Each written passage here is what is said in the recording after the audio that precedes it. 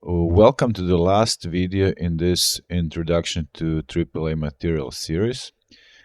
So slowly but surely we have come to an end of this process. Actually, it's not the end because we still haven't done UVs and baking of the textures, but it doesn't matter. The most important thing is that you understand how to use this set of tools.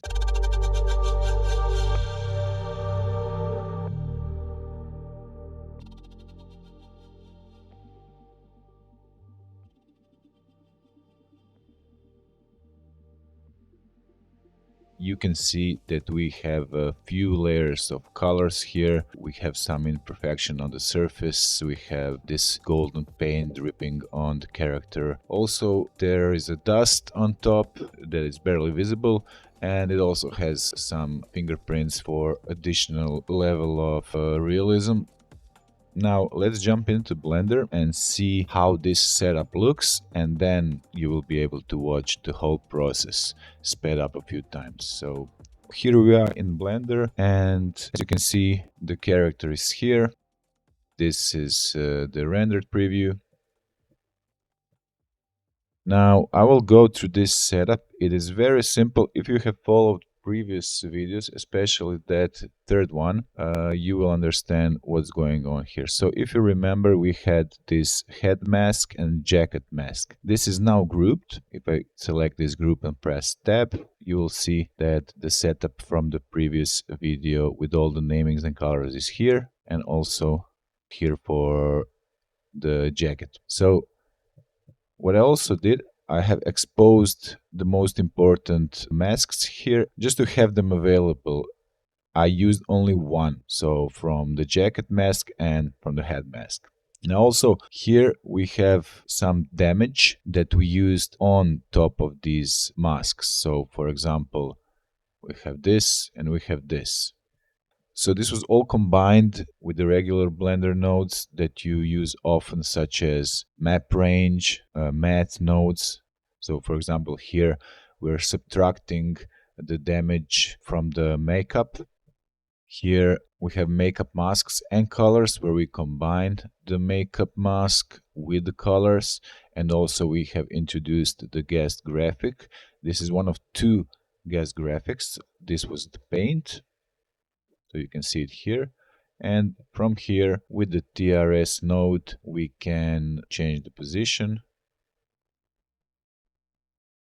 And also, we are using a masker to make it sharper. Now, one trick that I used here that I didn't mention in previous videos is when I want to project graphic and not rely on a texture coordinate like object or normal or UVs, because we don't have UVs. What I do is I use a camera. So in this case, I have used this camera graphic one. This is what it's called. Here it is.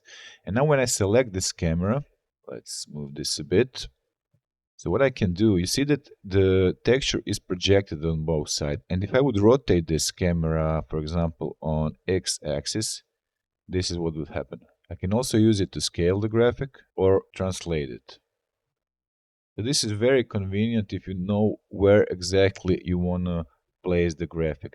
Similar method is used in a software like Mari, where you actually projecting from the view. I think this is a great way to place your graphics when you still don't have UVs, or when your UVs are maybe a bit distorted and so on. So let's continue. This is what we did with this first graphic. Now we also have this second graphic here, and it was used for the dust. So this is the dust frame. Here we have a texture coordinate, TRS, the graphic, and also directional mask, which is used for the dust. The graphic is used for fingerprints. So in the end, it looks something like this.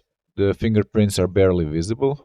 Of course, all these graphics come with the package. So here I didn't use projection from the camera. It was just regular object projection. It really doesn't matter because most of it won't be visible. It only affects the dust here that's coming from the top. Here we have created the bump map and plugged it in normal. And for that, we have used a bunch of sources. Some of it is from this frame where we have built the roughness. Same thing, we're using the regular Blender nodes.